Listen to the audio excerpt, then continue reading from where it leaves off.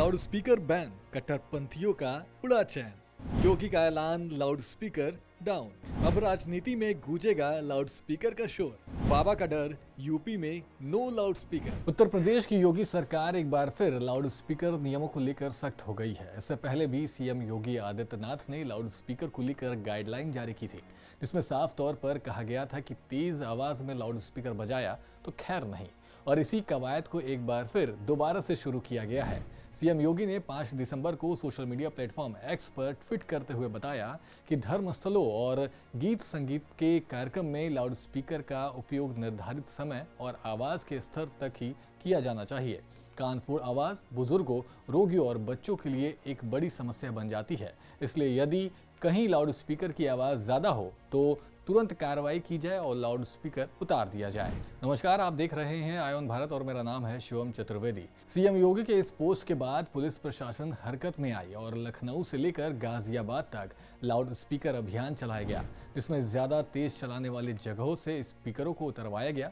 साथ ही कुछ जगहों पर वार्निंग देकर छोड़ भी दिया गया। सीएम के आदेश के बाद धार्मिक स्थलों पर लगे लाउडस्पीकरों को चेक किया गया। साथ ही लोगों को चेतावनी दी गई कि अगर आपने तेज आवाज में लाउडस्पीकर बजाया तो आपकी खैर नहीं। वहीं लखनऊ में सुबह 5 बजे से ही लाउडस्पीकर अभियान चलाया गया, जिसमें पुलिस कमिश्नर अमरेंद्र कुमार सिंह, सभी डीसीपी, एडीसीपी, एसपी और थाना प्रभारी ने हजरतगंज महानगर पश्चिम क्षेत्र समेत राजधानी के प्रमुख इलाकों में भ्रमण किया, धार्मिक स्थलों पर लगे लाउडस्पीकरों की जांच की और सुप्रीम कोर्ट के आदेशों का अनुपालन सुनिश्चित कराया। दरअसल कुछ समय पहले ही सुप्रीम कोर्ट की तरफ से बयान जारी किया गया था, जिसमें सुप्रीम कोर्ट ने कहा था कि किसी भी सार्वजनिक स्थल पर रात 10 बजे से सुबह 6 बजे तक शोर करने वाले उपकरणों पर पाबंदी लगाई हुई है। तत्कालीन चीफ जस्टिस आरसी लाहोट और जस्टिस अशोक भान की खंडपाठ ने ये आदेश दिया था। कोर्ट ने यह साफ किया था कि किसी को भी शोर मचाकर पड़ोसियों और अन्य लोगों के लिए परेशानी पैदा करने का अधिकार नहीं है। कोर्ट ने साफ किया था कि ऐसे लोगों को अनुच्छेद 19(1)(1) में मिली अभिव्यक्ति की आज़ादी के अधिकार की बात करते हैं, लेकिन लाउडस्पीकर चालू कर कोई भी व्यक्ति इस अधिकार का दावा नहीं कर सकता। WHO के मुताबिक अनुच्छेद 19(1) के अंतर्गत मिली अभिव्यक्ति की स्वतंत्रता किसी भी इंसान को तेज आवाज में लाउडस्पीकर बजाने की इजाजत कतई नहीं देता। विशेषज्ञों के मुताबिक इंसान के कान के लिए 70 डेसिबल तक की आवाज सामान्य होती है। हालांकि भारतीय प्रदूषण नियंत्रण बोर्ड के मानकों के मुताबिक यह लिमिट 65 डेसिबल तक ही निर्धारित की गई है। जब हम और आप यानी दो इंसान आपस में सामान्य आवाज में बात कर रहे होते हैं, तब ये आवाज 60 डेसिबल की होती है। इसी तरह इंसान के सांस लेने की आवाज 10 डेसिबल के करीब मापी गई है।